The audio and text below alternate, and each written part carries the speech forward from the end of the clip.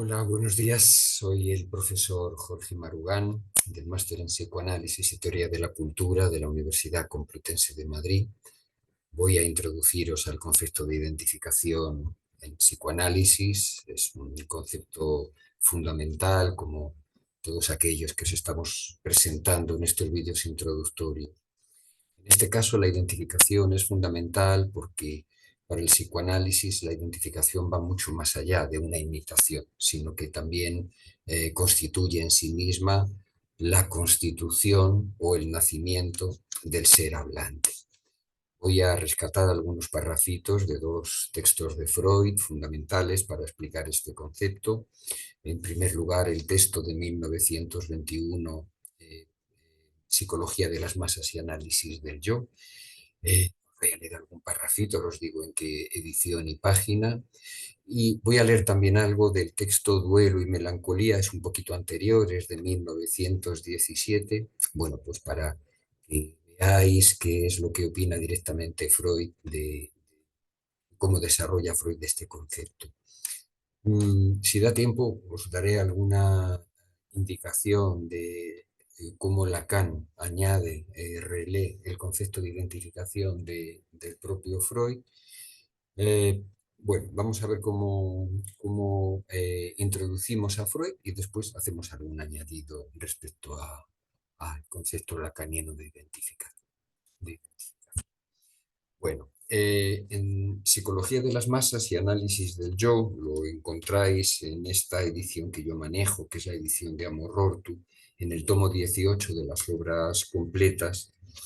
Freud dice, estoy en la página 100, es el capítulo 4 de Psicología de las masas, dice, la identificación aspira a configurar el yo propio a semejanza del otro, tomado como modelo. Es decir, que ya desde el primer momento introduce la identificación como una manera de constituir el yo propio y lo constituye a través del otro tomado como modelo. Fijaos que lo dependiente que resulta el ser hablante del otro hasta el punto que configura su yo a partir de la identificación con el otro tomado como modelo, ¿no? Como dice Freud. En la misma página 100 dice un poquito más abajo, dijimos que la identificación es la forma primera y la más originaria del lazo afectivo. También la identificación es fundante de la manera en la que nos relacionamos o de cómo nos relacionamos con el otro, es decir, de cómo constituimos el lazo social o el vínculo con los otros. En este otro textito que os decía, en Duelo y Melancolía, Freud comenta o añade lo siguiente, ¿no? Dice, el primer modo, ambivalente en su expresión, como el yo distingue a un objeto. Está hablando de la identificación, dice, es el primer modo ambivalente en su expresión, como el yo distingue al objeto. Y añade, querría incorporárselo. La idea de Freud es que la identificación es una incorporación. Dice, querría incorporárselo en verdad por la vía de la devoración, de acuerdo con la fase oral o canibalística del desarrollo libidinal. Es decir, es ambivalente, es un lazo o una relación ambivalente con el otro, la identificación, porque en esa primera forma de incorporación del otro hay un tipo de vínculo, un tipo de relación que se sostiene, que tiene algo que ver con lo oral. Y en lo oral el sujeto devora al objeto, se incorpora por devoración, es decir, se impone una destrucción de alguna forma en esa incorporación del objeto, ¿no? Por eso, evidentemente, es ambivalente como él está diciendo. Eh, bueno, Freud introduce básicamente dos categorías en el concepto de identificación. Algo que podemos llamar identificación primaria y después añade un segundo modo de identificación que sería la identificación secundaria. La identificación primaria sería anterior, sería constitutiva y anterior al vínculo con el objeto, ¿vale? La primera forma de vínculo, la primera forma de acercarse al objeto, y la identificación secundaria sería posterior al establecimiento del vínculo con el objeto, ¿no? Os lo voy a leer. De alguna forma, en la identificación primaria, Freud dice, aquí resumo, toma al otro como ideal. ¿Bien? Toma al otro en su conjunto como ideal. ¿Por qué dice que esta forma de identificación primaria es previa a la elección de objeto? Pues porque en el caso de esta identificación, Freud toma como ejemplo al padre, vuelvo a la página 100 de Psicología de las Masas, de este tomo 18, dice, en el primer caso el padre, aquí está hablando más específicamente del varón, en el primer caso el padre es lo que uno querría ser. Y en el segundo caso, es decir, en el caso del vínculo con el objeto, de la ligación con el objeto, eh, el, el padre es lo que uno querría tener. Es decir, hace esa distinción en la identificación con el ser y en cuanto al vínculo con el objeto, la ligación con el objeto, lo que uno querría tener. Es decir, la identificación primaria atañe al ser en esa primera, como digo, identificación constitutiva. Eh, Freud, voy a dar dos ejemplos de cómo se establece o de qué características tiene esta identificación primaria.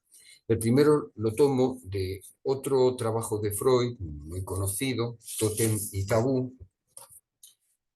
Aparece en el tomo 13 de la edición de las obras completas y voy a la página 143 del texto de Amos Rorty, donde podemos leer al final de la página.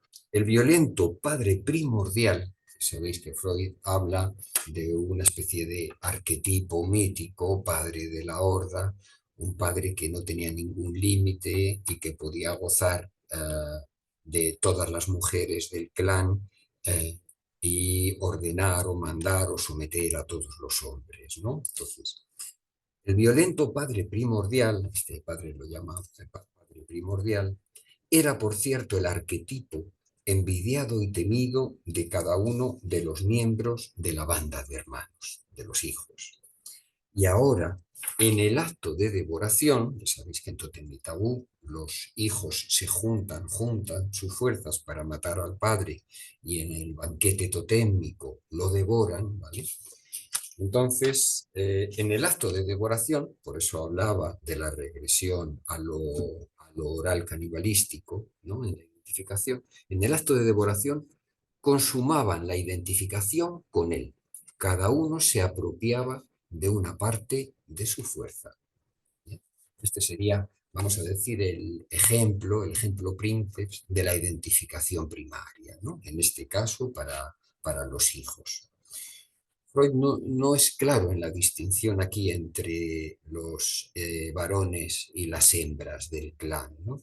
En algún momento equipara la identificación al padre primaria, al padre de la horda, en los hombres con la identificación a la madre en las mujeres, pero no lo desarrolla, esto lo hace en Psicología de las Masas, y no es totalmente claro, así que nos corresponde también a nosotros elucubrar un poco la salida o el desarrollo que puede tener esta idea de Freud, ¿no? Aquí en principio habla de la identificación con el padre de la horda primaria por devoración en los hijos, en los varones. Un segundo ejemplo de cómo funciona la identificación primaria lo tenemos en el texto de Duelo y Melancolía, y en el que habla y se refiere justamente a este aspecto de la melancolía a partir de un duelo que no se puede terminar, que no se puede realizar, o duelo patológico, y es un poco lo que para él caracteriza a esta posición melancólica. La melancolía es mucho más que una depresión, hay que decir. Entonces, en la posición melancólica, lo que él desarrolla en Duelo y Melancolía es que se produce una regresión, ahora leo algún aspecto puntual, se produce una regresión desde la elección del objeto que se ha perdido, que nos ha abandonado, como él dice, a este momento primario y fundante de la identificación. Os leo de la página 246 de Duelo y Melancolía. Dice, la libido libre, una vez que se ha perdido el objeto, que el objeto nos ha abandonado, lo hemos perdido, dice, la libido libre no se desplazó a otro objeto, sino que se retiró sobre el yo. Es decir, hay una elección de objeto, pero hay una vuelta atrás y esa libido, cuando el objeto nos abandona, se retira sobre el yo. Pero ahí no encontró un uso cualquiera, sino que sirvió para establecer una identificación del yo con el objeto resignado, con el objeto perdido.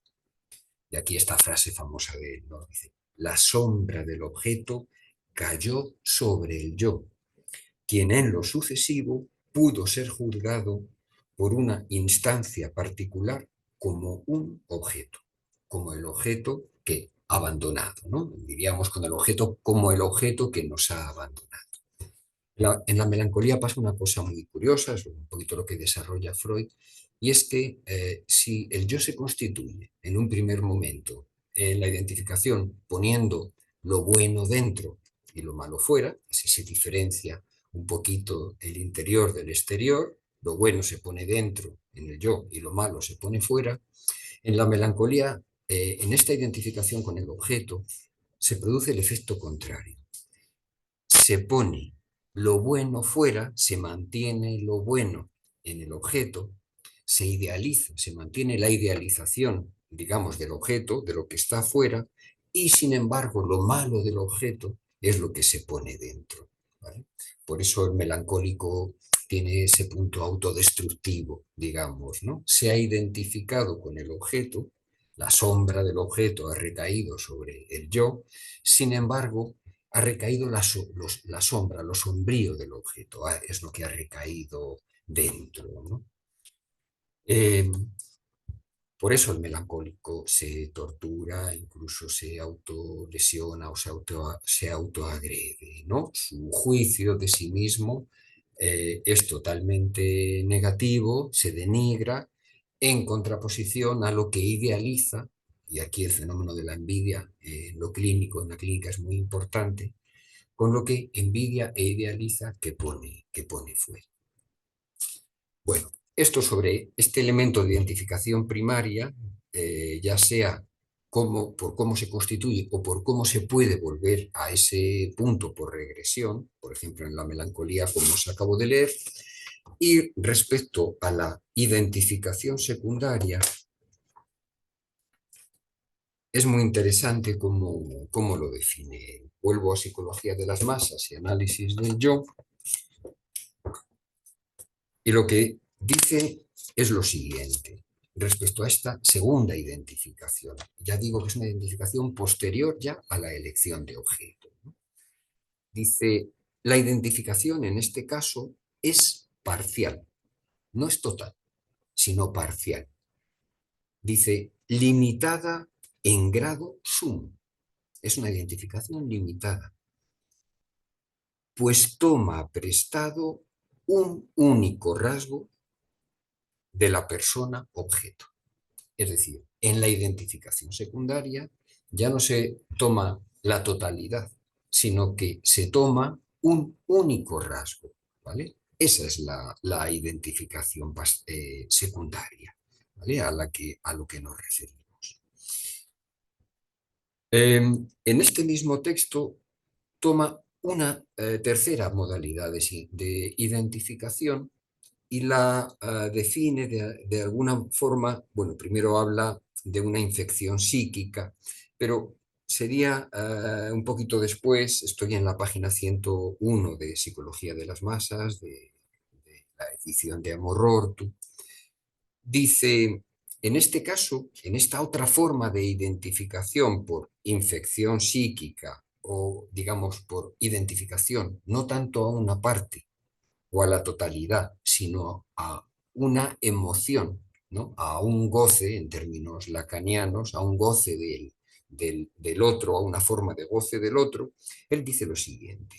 Dice, uno de los dos yo ¿vale? Está pensando en el sujeto que se identifica y el otro al que se identifica. Uno de los dos yo ha percibido en el otro una importante analogía en un punto. En nuestro caso, el mismo apronte afectivo. Es decir, se identifica con el apronte afectivo del otro. Luego crea una identificación en este punto e influida por la situación patógena, esta identificación se desplaza al síntoma que el primer yo ha producido. Es decir, es una identificación sintomática. Se identifica al goce, al afecto, al impronte afectivo, como al apronte afectivo, como él dice. La identificación por el síntoma pasa a ser así el indicio de un punto de coincidencia entre los dos yo que debe mantenerse reprimido. El ejemplo que da aquí, no por nada está hablando de psicología de las masas, es la propia masa, ¿no? La propia masa constituye un solo yo basándose en esta identificación al impronte afectivo o al goce entre los diferentes miembros de la masa y le da un carácter plenamente inconsciente. Bueno, identificación primaria, identificación secundaria a un rasgo y esta identificación al goce o por apronte afectivo, como os acabo de leer, que indica Freud. Bueno, unas últimas palabras, porque el concepto de identificación es tan complejo. Freud no acaba de definir muy bien este trasiego entre la identificación y el amor, ¿no? Entre la identificación con el otro y el amor al otro o el vínculo con el otro. Simplemente deciros que lo trabajaremos extensamente en el máster, que Lacan, en esta distinción de los tres registros, de las tres formas en las que el ser hablante contacta con la realidad o se encuentra con la realidad que él realiza, estas tres formas son lo real, lo simbólico, lo imaginario, hace esa partición de la realidad. eh, estos tres registros, estos tres aspectos de la realidad constituyen tres formas diferentes de identificación para él. Es decir, hay identificación a elementos imaginarios, hay identificación a elementos simbólicos y hay identificación a eso que podemos llamar el objeto en su aspecto más real. El concepto de real es un concepto complejo, pero simplemente deciros que indica que lo real es aquello que no tiene sentido, que no se imaginariza, que no se le dota de imágenes ni se le dota de significado, ¿no? De significantes y significados. Por tanto, la identificación imaginaria es a imágenes, las imágenes funcionan de una manera determinada porque las imágenes tienen valor por sí mismas, no remiten a otras, el sujeto, yo en este caso, cuando se identifica la imagen, que es así como se constituye, se siente, encuentra cierta consistencia.